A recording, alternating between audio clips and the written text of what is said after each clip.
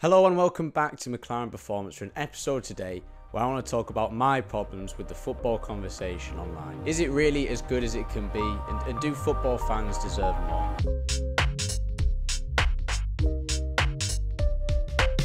Since I started doing all this, podcasts, YouTube, talking about football in general, I've done a lot more watching on YouTube and seeing what other people are talking about to inform how I'm going to talk about a certain topic. And as I watch more and more of this stuff on YouTube and whatever talking about football, in a lot of cases, it's often repetitive to me. It's always the same stuff talked about over and over again. I think the main thing and the one thing that stands out to me the most is everything is kind of sensationalized or dramatized. Everything's either the worst thing in the world or the best thing in the world, and it's so blunt and so lacking in depth. It's just a really big opinion, either one way or the other. Although I'm kind of complaining about it, I guess it really works because it makes me want to watch it, and obviously makes other people want to watch it also. I guess my problem is that a lot of this content, a lot of this YouTube stuff, kind of aims for that angle, either the absolute high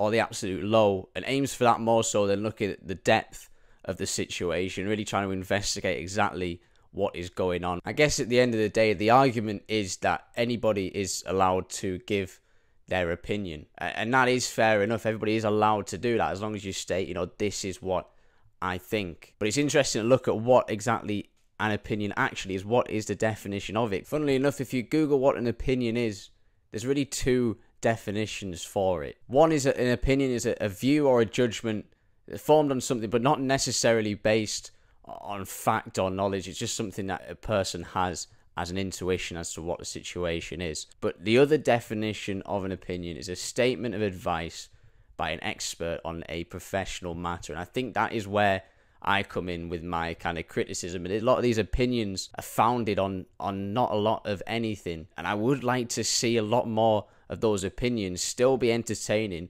still be even maybe sensationalized in some way, but for them to be based in evidence and from people who have expertise in that area. Because right now, the result is that there's just so much content, so much being talked about around football, but none of it having any substance at all, and not really anything bringing any insight into what is going on. I'd love to see something that was engaging, really entertaining, but also had that information there as well to tell me something that I didn't already know before, or not tell me something that I know isn't true.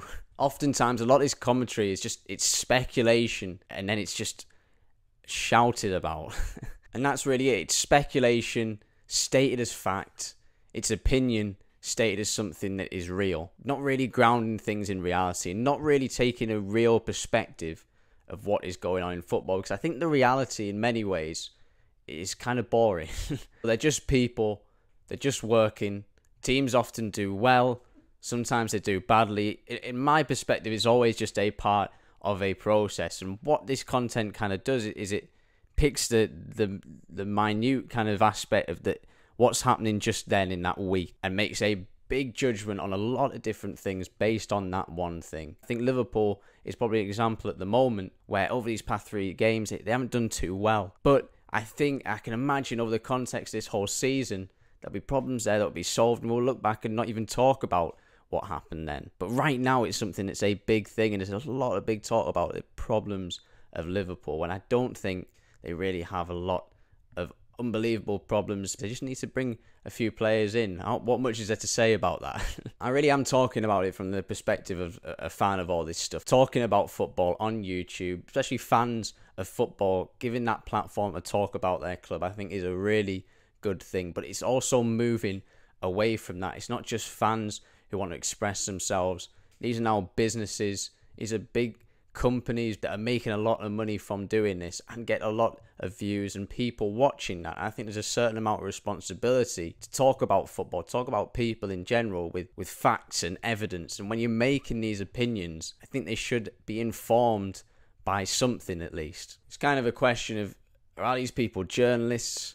Are they fans? Are they entertainers? And it's not really clear what that definition is. Simon Jordan at the moment is a fantastic example, because he's in that middle ground of someone who has worked in football but also blurs into the area of talking about things that he's not exactly knowledgeable about. His comments about Ten Hag after the Man United-Liverpool game are honestly just, it's almost like TalkSport doing a parody of itself. If you haven't seen it, Simon Jordan has a problem with Ten Hag, doesn't think he's suitable for the Man United job, but his reasonings behind why that is, there was no foundation whatsoever. Talking about the way he looks after a post-match interview, talking about how quickly he went to do that post-match interview. I understand it's his opinion, that's absolutely fine, but for it to be founded on just nothing at all, I just don't see the point. What's that content? How is that informing people? And that's not about whether Ten Hag is a good manager or not, whether he'll actually work at Manchester United or not. If you don't think he's going to work at Manchester United, if you don't think it's going to happen, then bring some evidence, some supporting arguments for that. And that would make an informed opinion. That's what I'd really like to see. But right now it's just opinion first, and then scramble to find reasons for that. And that's me as a fan of TalkSport. You know, I talk about this because I really enjoy watching people talk about football on YouTube. The problem is that when I go to watch these things, it's nothing interesting at all. And we hear the same things over and over again. I want to hear that conversation, but I want to hear someone who knows what they're talking about, who's going to give me something insightful. Simon Jordan, I like listening to him when he talks about things that are going on behind the scenes of football with ownership and aspects like that, because that's something that he's worked in. So I get some insight into that. And that absolutely makes sense for him to talk about that. But then outside of that, it's just empty nothingness of opinion, because there's no substance behind it really, other than a gut instinct of what a good player is, what a good manager is, what a good team might be in the next few years or so. And that's the best way I can describe any of it really, is it's just empty noise. It's so much noise all the time, especially if you look at Manchester United. So much talk around that club specifically, and a lot of it full of absolutely no substance whatsoever. And like I said, I have no problem with the media changing at all, coming to kind of this YouTube space. It's done so for a long time. It's really where I watch the majority of things around football. But I can't see it going on the way that it is forever. At some point, I think it's going to have to adapt in some way to fit more of a Sky Sports kind of model of taking it seriously, really respecting the aspects of journalism and really being insightful, investigating what is going on in football clubs. I like the things like the kickoff, you know, lads talking around the table, talking about football. That's what we want to watch, because we enjoy the illusion of that conversation we have with our mates. The United stand also talking about like Mark Goldbridge. I enjoy seeing the passion in fans, you know, talking about things, getting emotional about things. You feel passionate about your teams and you want to see that in someone else. That's exactly how it works, and that's the best thing about these things. But for me, it's like, I like McDonald's, you know.